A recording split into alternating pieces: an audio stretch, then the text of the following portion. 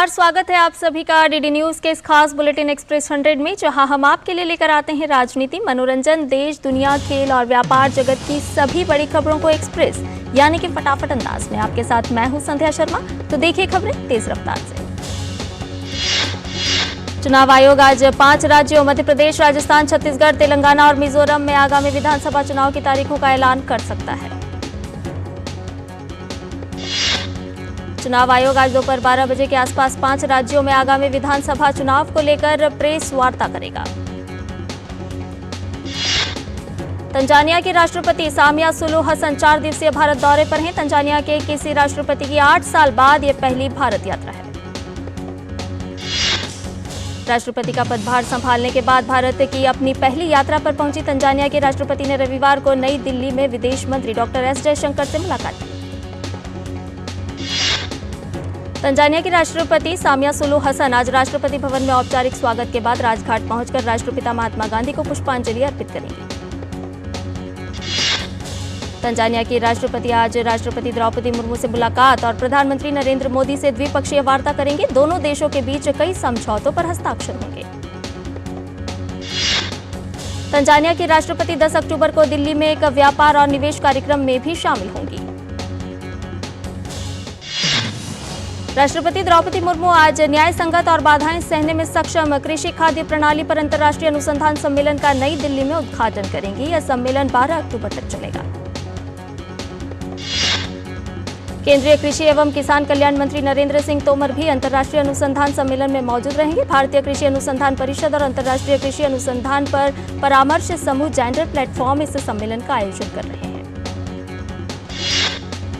रक्षा मंत्री राजनाथ सिंह आज से 12 अक्टूबर तक इटली और फ्रांस का दौरा करेंगे। अपनी 2 देशों की यात्रा के पहले चरण में रक्षा मंत्री रोम में इटली के रक्षा मंत्री गुइडो क्रिसेटो से मुलाकात करेंगे।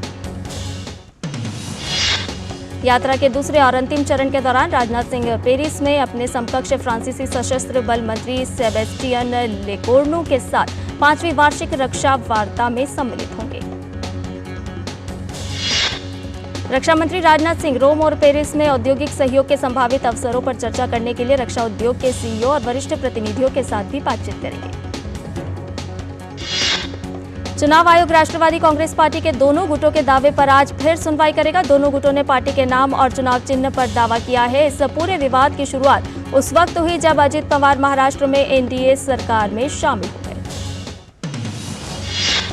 चुनाव आयोग ने शुक्रवार को शरद पवार और अजित पवार के गुट की याचिका पर सुनवाई की थी, जिसमें शरद पवार ने चुनाव आयोग के सामने अपना पक्ष रखा था। इस दौरान अजित पवार गुट ने 42 विधायकों के समर्थन का दावा किया है। उत्तराखंड के नैनीताल जिले में सोमवार देर शाम 32 लोगों को ले जा रही एक बस खाई में दुर्घटनाग्रस्त हो गई। इस हादसे में 3 लोगों की मौत हो गई। घायलों को अस्पताल में भर्ती कराया गया है। नैनीताल के एसएसपी पीएन मीणा ने बताया कि स्थानीय पुलिस, एनडीआरएफ और एसडीआरएफ की टीम ने बचाव अभियान चलाकर 28 लोगों को बचाया। उन्होंने कहा कि हादसे में 3 लोगों की मौत हो गई है।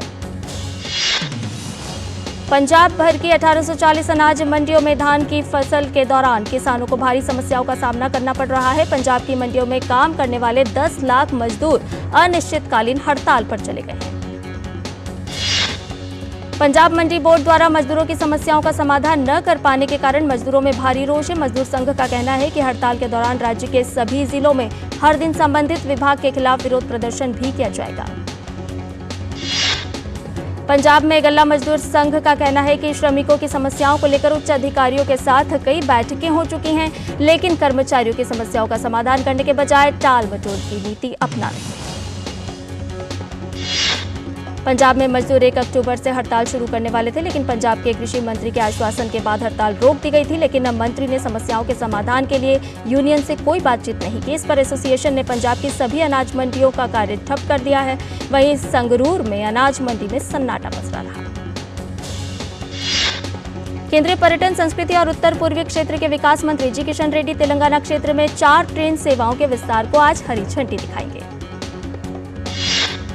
पेट्रोलियम एवं प्राकृतिक गैस और आवास एवं शहरी मामलों के मंत्री हरदीप सिंह पुरी आज 26वीं ऊर्जा प्रौद्योगिकी का उद्घाटन करेंगे। आवास और शहरी मामलों और पेट्रोलियम और प्राकृतिक गैस मंत्री Hardeep Singh Puri world habitat day 2023 पर आज मीडिया को जानकारी देंगे। नई दिल्ली में आज से भारतीय अंतरिक्ष कॉन्क्लेव शुरू होगा, जो 11 अक्टूबर तक चलेगा। विज्ञान एवं प्रौद्योगिकी राज्य मंत्री स्वतंत्र प्रभार डॉक्टर जितेंद्र सिंह, इसरो के चेयरमैन एस सोमनाथ और फ्रांसीसी राजदूत अंतरिक्ष कॉन्क्लेव को संबोधित करेंगे। केंद्रीय मंत्री जितेंद्र सिंह आज नई दिल्ली के मानेकशॉ केंद्र में भारत फ्रांस अंतरिक्ष तालमेल प्रदर्शनी का उद्घाटन भी करेंगे। भारत और सऊदी अरब ने इलेक्ट्रिकल इंटरकनेक्शन, हरित और स्वच्छ हाइड्रोजन तथा बिजली आपूर्ति के क्षेत्र में एक समझौते ज्ञापन पर हस्ताक्षर किए हैं। रियाद में मध्य पूर्व और उत्तरी अफ्रीका जलवायु सप्ताह MENA के सत्र के दौरान इस समझौते पर हस्ताक्षर किए गए। भारत के ऊर्जा और नवीकरणीय ऊर्जा के केंद्रीय मंत्री RK सिंह और सऊदी अरब के ऊर्जा मंत्री अब्दुल अजीज बिन सलमान अल सऊद ने एक समझौते हस्ताक्षर किए। इस समझौते का उद्देश्य दोनों देशों के बीच बिजली की आपूर्ति, हरित और स्वच्छ हाइड्रोजन और नवीकरणीय ऊर्जा उत्पादन तथा संबंधित साजो सामान की आपूर्ति को बनाए रखना है। भारतीय वायुसेना ने रविवार को 51वां स्थापना दिवस मनाया। प्रयागराज के बमरौली वायुसेना स्टेशन पर देशभक्ति, वीरता, साहस और अदम्य शौर्य का नजारा देखा गया। इस अवसर पर वायुसेना प्रमुख air chief marshal VR Chaudhari ने परेड का निरीक्षण किया। यह मौका इसलिए भी यादगार बन गया क्योंकि पहली बार वायुसेना दिवस परेड का नेतृत्व एक महिला ने किया। ग्रुप कैप्टन शालिजा धामी ने परेड की कमान संभाली। परेड में पूरी तरह से अग्निवीर वायु महिलाओं की टुकड़ी ने भी हिस्सा लिया। इस अवसर पर वायुसेना प्रमुख air chief marshal VR Chaudhari ने वायुसेना के नए ध्वज का अनावरण किया। वायुसेना प्रमुख ने 4 इकाइयों को प्रशस्ति पत्र भी सौंपे। इनमें 16 squadron, 142 helicopter unit, 901 signal unit और 3 बेस रिपेयर डिपो शामिल हैं। और बुलेटिन में फिलहाल रुकना, एक छोटे से ब्रेक के लिए जल्द हाजिर होंगे। मैं क्या जी, सब जानते हैं, जहां दिखे मारियो, अपना समझ के खा लियो। अर्जुन, एग्जाम्स में you made us really proud. अब आगे क्या सोचा है? पापा, मैंने IIT जाना है और इंजीनियर बनना है।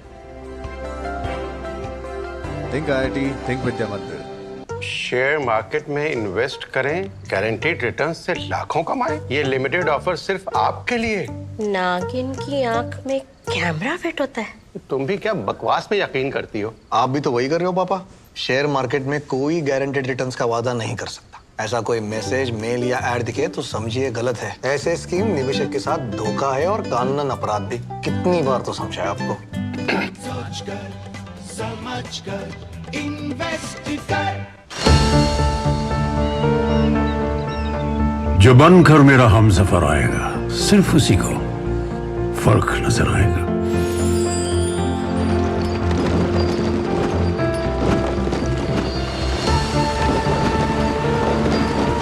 साल, बरस और सदी नहीं, एक युग गुजर जाएगा। उम्र न पूछो वंडर की, जब फर्क नजर आएगा। वंडर सीमेंट, फर्क नजर आएगा। और एक्सप्रेस 100 में आपका एक बार फिर से स्वागत है। आइए बाकी की खबरों को जान लेते हैं फटाफट अंदाज में। भारतीय अंतरिक्ष अनुसंधान संस्थान इसरो ने अपने पहले सूर्य मिशन को लेकर एक नया अपडेट शेयर किया है। दरअसल आदित्य L1 अंतरिक्ष यान पूरी तरह से ठीक है और सूर्य पृथ्वी L1 की ओर बढ़ रहा है। इसरो ने सोशल मीडिया प्लेटफॉर्म X पर पोस्ट शेयर करते हुए कहा कि ट्रेजेक्टरी करेक्शन मैन्यूअर ने 6 अक्टूबर को 16 सेकंड के लिए काम किया था। पोस्ट में कहा गया, अंतरिक्ष यान स्वस्थ है और सूर्य पृथ्वी L1 की ओर बढ़ रहा है। 19 सितंबर को किए गए ट्रांस लॉन्ग्रिजियन पॉइंट 1 इंसर्शन पैंतरेबाजी को ट्रैक करने के बाद मूल्यांकन किए गए प्रक्षेप पथ को सही करने के लिए इसकी आवश्यकता थी। TCM यह सुनिश्चित करता है कि अंतरिक्ष यान L1 के आसपास हेलो कक्षा सम्मिलन की और अपनी इच्छित पथ पर है। इस बीच केंद्रीय गृह राज्य मंत्री अजय मिश्र ने रविवार को मंगन में बाढ़ प्रभावित क्षेत्र का दौरा किया और राहत शिविर में पीड़ितों से मुलाकात की। उन्होंने कहा कि इस संकट से उबरने के लिए राज्य को केंद्र सरकार द्वारा हर संभव सहायता दी जा रही है। इससे पहले केंद्रीय गृह राज्य मंत्री ने मुख्यमंत्री प्रेम सिंह तमांग से मुलाकात की। बैठक के दौरान दोनों नेताओं ने आपदा से सिक्किम को हुए नुकसान पर विस्तार से चर्चा की। वहीं मुख्यमंत्री तमांग ने प्रधानमंत्री नरेंद्र मोदी और केंद्रीय गृह मंत्री अमित शाह के निर्देशन और देखरेख में केंद्र सरकार की तत्काल प्रतिक्रिया की सराहना की और आभार जताया। उधर बाढ़ से नुकसान का आकलन करने पहुंची केंद्रीय टीम में प्रभावित इलाकों का जायजा लिया। बचाव कर्मियों ने अब तक 2563 लोगों को सुरक्षित बचाया है। इसके अलावा 26 लोग घायल हुए हैं। उपराष्ट्रपति जगदीप धनखड़ ने हिसार में राष्ट्रीय पशुधन मिशन योजना के अंतर्गत आयोजित एफपीओ और कृषक संगोष्ठी को संबोधित किया। उपराष्ट्रपति ने कहा कि भारत के किसान को कृषि संबंधित तकनीक का पूरा फायदा उठाना है ताकि उत्पादकता और गुणवत्ता में सुधार हो सके। केंद्रीय मंत्री धर्मेंद्र प्रधान ने राजस्थान सरकार पर निशाना साधा। उन्होंने कहा कि राजस्थान में कांग्रेस के नेतृत्व में महिलाओं का सबसे ज्यादा उत्पीड़न हुआ है। साथ ही उन्होंने गहलोत सरकार पर युवाओं को दिशाहीन करने का भी आरोप लगाया। राजस्थान में जातीय जनगणना की घोषणा पर भाजपा सांसद राज्यवर्धन राठौड़ ने कहा कि राजस्थान के विकास से लोगों को भ्रमित करना मुख्यमंत्री अशोक गहलोत की नीति है। उन्होंने कहा कि आप नई जनगणना की बात कर रहे हैं जब इनके सरकार के 2 दिन बचे। राजस्थान विधानसभा में नेता प्रतिपक्ष राजेंद्र राठौड़ ने कहा कि अगर जातिगत जनगणना की इतनी आवश्यकता थी तो पहले क्यों नहीं किया। जातिगत जनगणना करवाने का संवैधानिक अधिकार केंद्र सरकार का है। जातिगत जनगणना पर राजस्थान सरकार के मंत्री प्रताप सिंह खाचरियावास ने कहा कि जाति के नाम पर टकराव भी नहीं होना चाहिए और भेदभाव भी नहीं होना चाहिए। उन्होंने कहा कि यदि जनगणना हो जाएगी तो उससे क्या हो जाएगा।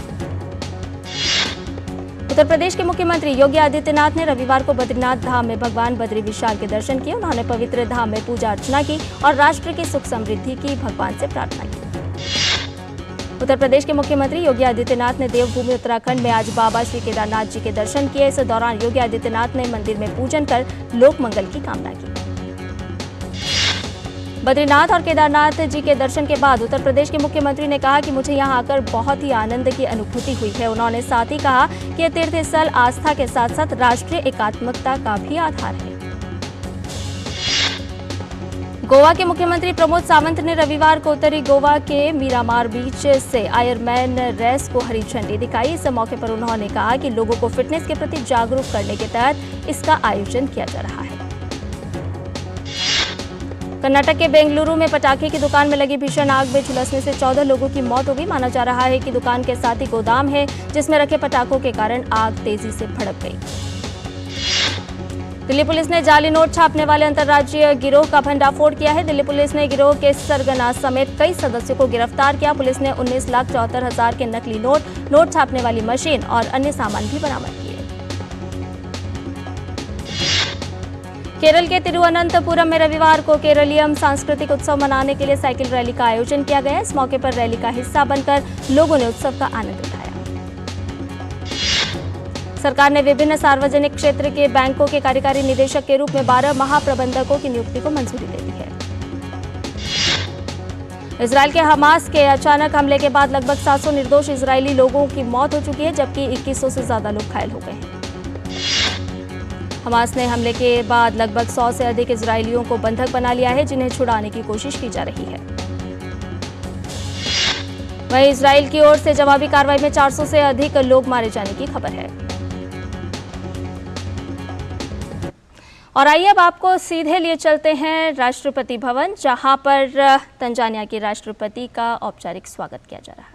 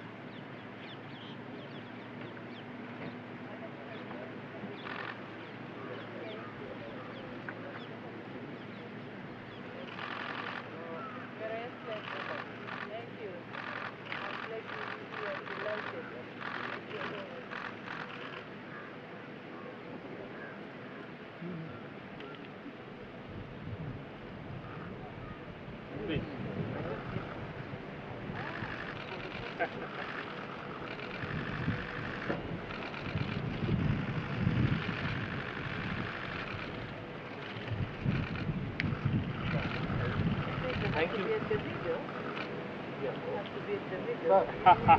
you.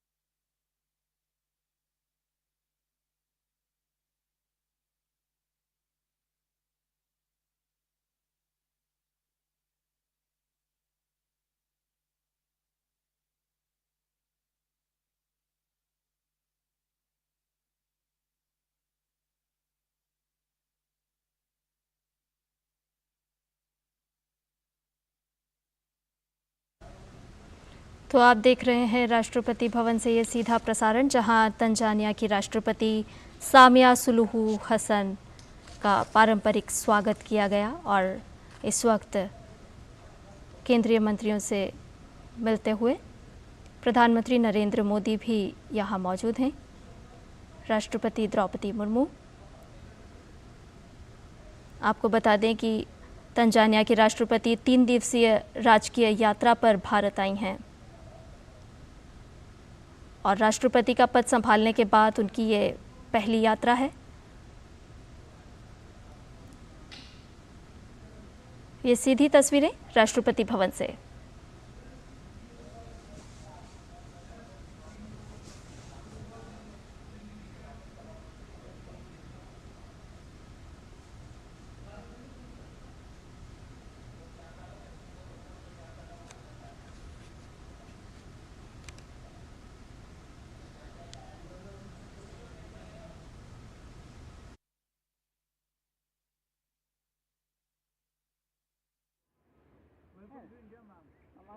What is your expectation from this visit?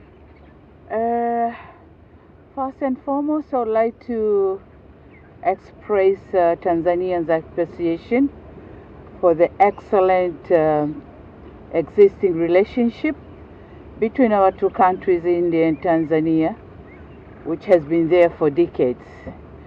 So my expectation in this visit is that it's going to open the new avenues for political and economic development, economic cooperation that will lead to strategic partnership of our two countries. So my country is expecting that our bilateral ties that were founded by our forefathers, our founding fathers, Mwalimu Nyerere and Mahatma Gandhi, is going to continue decades after decade and continue with strength. Thank you. Thank you very much.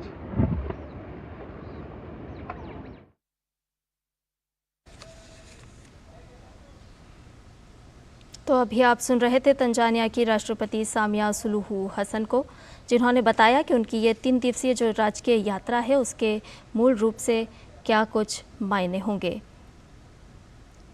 उन्होंने बताया कि दोनों देशों के संबंधों को मजबूत करना हमारी प्राथमिकता में शामिल है।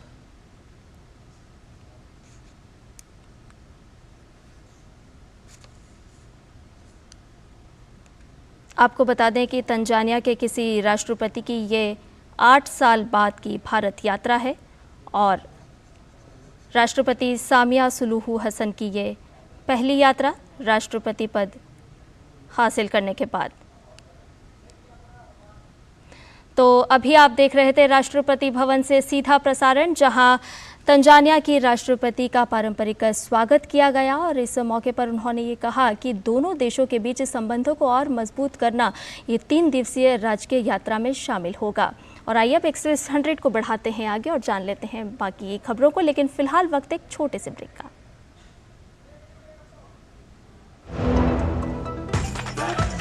मैं क्या जी, सब जानते हैं, जहां दिखे मारियो, अपना समझ के खा लियो।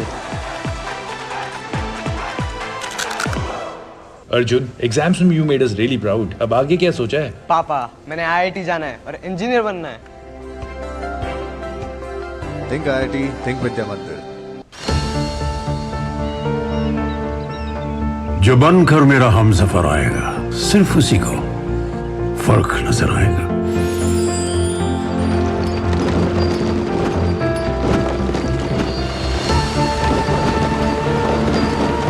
साल बरस और सदी नहीं, एक युग गुजर जाएगा। उम्र न पूछो वंडर की, जब फर्क नजर आएगा। वंडर सीमेंट, फर्क नजर आएगा। और ब्रेक के बाद एक्सप्रेस 100 में आपका एक बार फिर से स्वागत है। इजराइल में हमास के हमले के बाद संयुक्त राष्ट्र सुरक्षा परिषद में हुई आपात बैठक में इजराइल के राजदूत ने हमास पर युद्ध अपराधों का लगाया आरोप।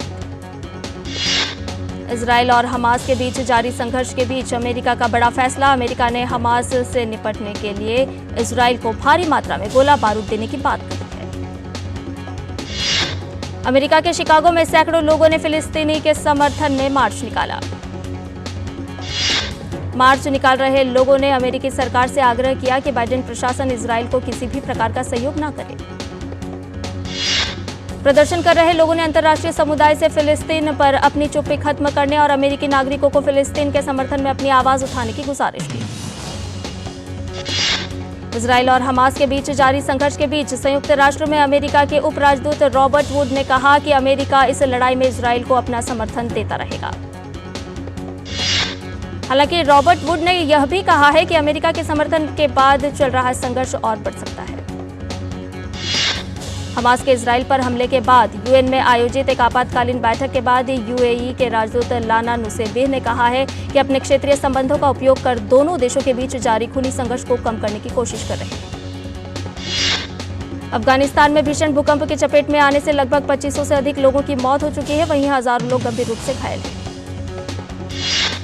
भूकंप के चपेट में आए सैकड़ों लोगों की अब भी मलबे में दबे होने की खबर है। प्रशासन की ओर से मलबे के नीचे फंसे लोगों को निकालने का काम जारी है। भीषण भूकंप के बाद अफगानिस्तान के सत्ता पर काबिज तालिबानी सरकार ने दुनिया से मदद की गुहार लगाई है। भूकंप के बाद संयुक्त राष्ट्र द्वारा जारी एक अपडेट में कहा गया है कि भूकंप के बाद 465 घर बुरी तरह से तबाह हो चुके हैं, जबकि 135 घर क्षतिग्रस्त हो गए हैं। ब्रिटेन का 30 सदस्यीय आधिकारिक प्रतिनिधिमंडल भारत से मुक्त व्यापार समझौते के शेष मुद्दों पर आज से भारतीय दल के साथ इसके अगले दौर की बातचीत शुरू करेगा।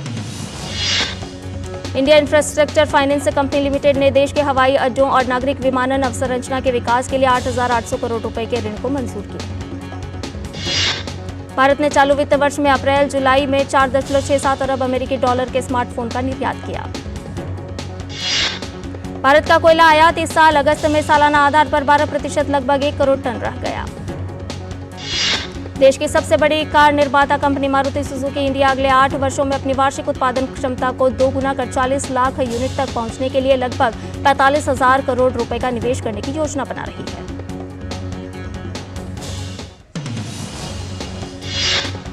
और एक्सप्रेस 100 में फिलहाल इतना ही। मुझे दीजिए इजाजत। नमस्कार।